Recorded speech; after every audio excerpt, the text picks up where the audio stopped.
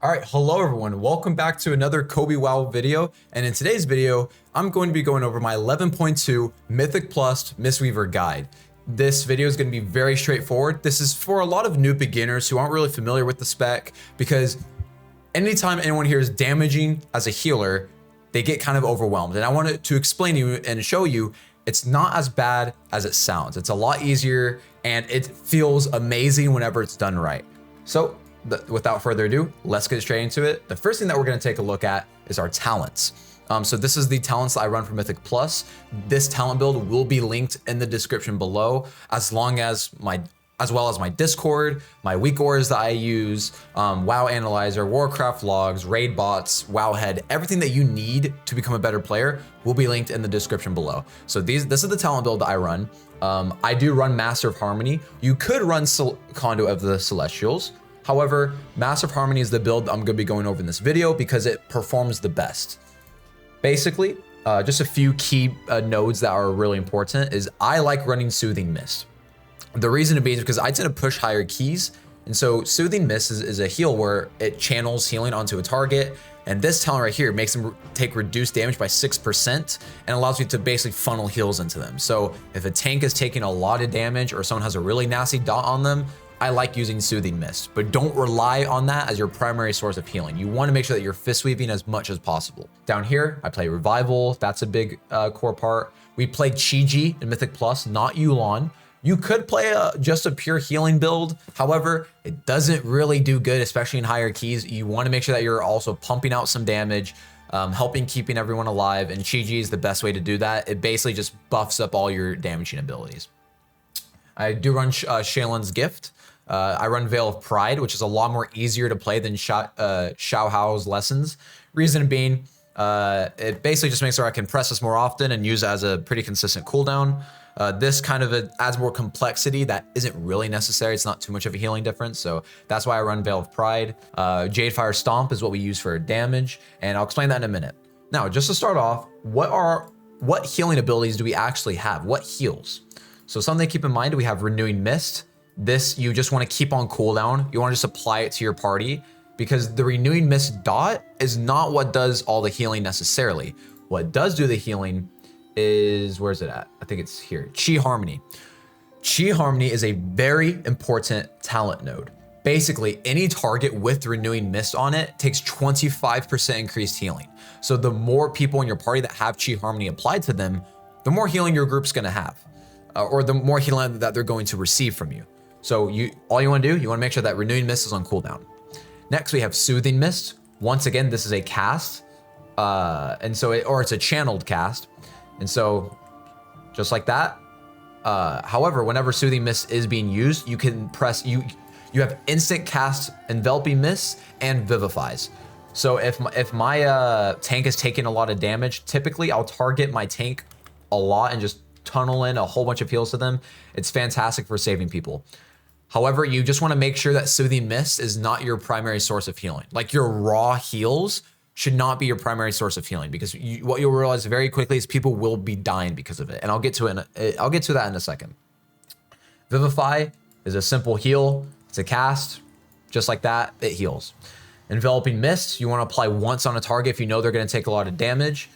Basically, sorry, this thing's covering it. Enveloping Mist heals over a second, but it also increases healing received by me by 40%. So combine that with Renewing Mist, that means that your target takes 65% increased healing, which is a lot, and it helps keep people alive. Now, moving on to our damaging abilities and how that works. We have 4 key abilities right here, and all these are important, okay? We have Jadefire Stomp. What Jadefire Stomp is it allows you to essentially do more damage and more healing. Now, before I go over anything else, the reason why you want to make sure that you are DPSing as a monk is because of ancient teachings. Your Tiger Palm, Blackout Kick, Rising Sun Kick, and Crackling Jade Lightning heal up to 5 injured allies for 30% of the damage done, split evenly among them. What this means is you actually heal through doing damage. Now, what Jadefire Stomp does is it'll give you a buff, which is what's called Awaken Jadefire, which when standing inside of your Jadefire, which is this cool animation on the ground, whenever you use Tiger Palm, it'll give you 2 stacks of Teaching of the Monastery. Now, I bet you're wondering, what is Teachings of the Monastery? Teachings of the Monastery, which is right here, makes it to where so by pressing Tiger Palm, inside of this gives you 2 stacks. At 4 stacks, you want to press Blackout Kick, because Blackout Kick will then hit 4 times. And the reason why you want to hit 4 times is because Blackout Kick is a 20% chance of resetting Rising Sun Kick. And every time you press Rising Sun Kick, it will apply a Renewing Mist dot to someone in your party. So there are 2 ways of applying Renewing Mist, or not Renewing Mist, of applying Chi Harmony. You apply Chi Harmony through simply casting Renewing Mist or pressing Rising Sun Kick. So you want to make sure you keep both of these on cooldown. And the reason why is because everyone will receive more healing. So your damage rotation is going to look like this. You press Jade Fire Stomp, you Rising Sun Kick, 2 Tiger Palms, Blackout Kick, should reset the cooldown on Rising Sun Kick, 2 more Tiger Palms, Blackout Sun Kick, and you just continue it from there. And once again, I have my weak aura set right here. If you want it, it will be linked in the description below. Now, a few things to keep in mind about Jade Fire Stomp. This bar right here is Jade Fire Teachings. Jade Fire Teachings increases, it basically just increases the amount that Ancient Teaching does, essentially.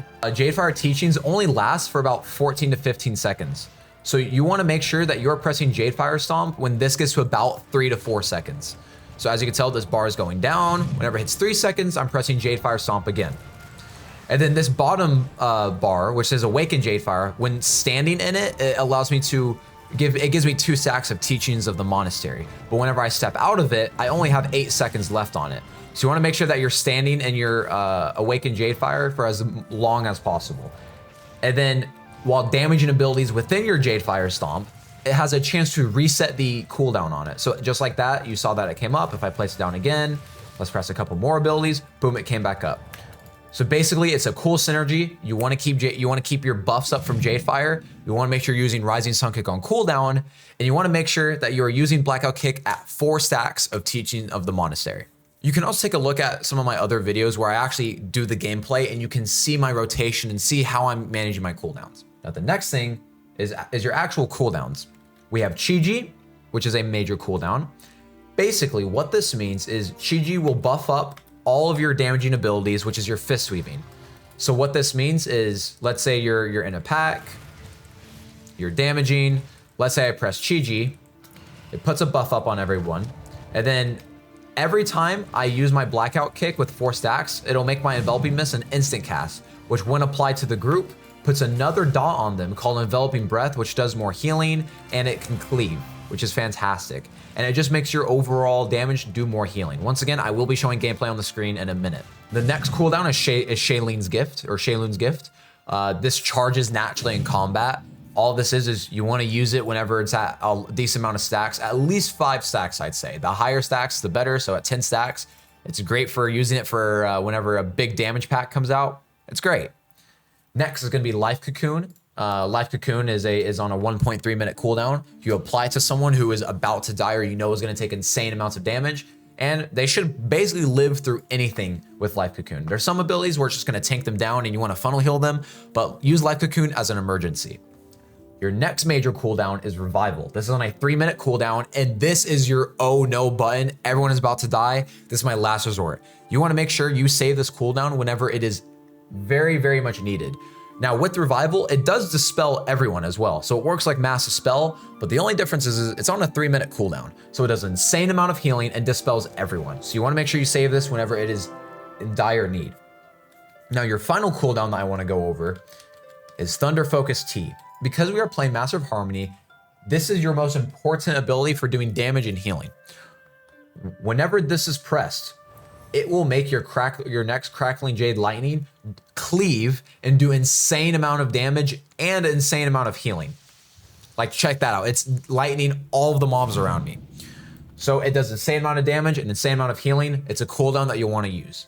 However, with Master of Harmony, if you take a look, this weak aura that I have, which once again is included in my weak aura set right here, this is your vitality bar. This will charge up naturally in combat whenever you do any damage or healing. To put it quite frankly, the best time to use Thunder Focus T is whenever this reaches max. However, because I'm not really in combat, no one's taking damage, it's charging up pretty slowly, but that's when you'll want to be using it. So basically, whenever I use Thunder Focus T, It'll use up all of this. It'll apply a dot called Aspect of Harmony to enemies who I damage, and it'll also apply Aspect of Harmony to all of your allies. They're two separate things. One's a damage buff, one's a healing buff, but they're both important because they do an insane amount of healing depending on how much vitality you have, and insane amount of damage depending on how much vitality you have. So it's a fantastic ability, and you can stack this up to 2 times. You can stack Jade Empowerment up to 2 times, which is your buff to lightning. A few utilities that you have is you have Tiger's Lust, which increases movement speed by 70%, but also removes people from roots and snares. So if someone's stuck based off of a certain mechanic, you can use it and it'll get them out of it. It's perfect. Another thing that we have is Paralysis. If you are spec'd, which I always spec into, if you're spec'd into pressure points, this is also used as a soothe. So if an enemy is enraged, you'll use it on them, boom, it'll unenrage them. Leg Sweep is an AoE stun. It's great for CCing or getting mechanics such as the Zal affix where it has all the balls. We have Ring of Peace, which is a very cool ability. You place it down, as long as they're not a boss enemy, it'll keep everyone out of this ring. It's good for CCing. It's good for using it for certain affixes. It's good for interrupting as a last resort. It's great. Now, your personal healing cooldowns, which are your own defensives. You have Expel Harm. Just use this on cooldown if you're taking damage. That way you can focus more on healing everyone else rather than yourself. Fortifying Brew is on a 2-minute cooldown, which makes you take 30% reduced damage. Once again, use this when you know that you're taking a lot of damage or you have a nasty dot on you. You have Diffuse Magic. Anytime you know you're taking a lot of magic damage, simply use it. It doesn't get more complex than that. You have Detox, which is your Dispel. You want to make sure that you're dispelling things that need to be dispelled. That completely depends on the dungeon. You have Spear Hand Strike, which is simply your interrupt. Because you're a Mistweaver monk, you're considered a melee healer, so you want to make sure that you are interrupting as much as possible. You also have what's called Mana Tea. In combat, you'll get charges of Mana Tea, which means that by you drinking this, you should never have issues with mana. You should always never let this hit 20 stacks. You want to use it the best time to use it is when you're at 19 stacks and you desperately need mana. Now, keep in mind, there's no point in using Mana Tea if you're at 100% mana. So in downtime, when no one's taking a lot of damage, just kind of refresh up on Mana Tea. It's great. Also, after using Mana Tea, depending on how many stacks you consume of it, it will reduce the mana cost of your abilities by 30% for X amount of time. So it's pretty cool. Now, finally, we have Transcendence, which is great for avoiding certain mechanics. You place it down, Transcendence Transfer, swap places with that place where you dropped it. It's a very simple ability. It's very niche, but can be used really good in certain dungeon encounters. Now, as I went over these abilities, I wanted to make this as quick and short and straight to the point as possible. I will be showing a few gameplay throughout the video. That way, hopefully, you can understand and you can see it. I also have videos where you can just watch an entire video of me doing a mythic dungeon. That way, you can kind of learn and kind of see everything that I do in certain situations. And I wanted to make this quick video. I didn't want to make it super long. I'm sure you have questions about the spec still. If you do, feel free to comment down below. I will answer them as soon as possible, as well as you can join my Discord and ask questions in there. And yeah, I appreciate you guys being here. The links to everything you need will be down below. Y'all have a nice day. Take care and peace.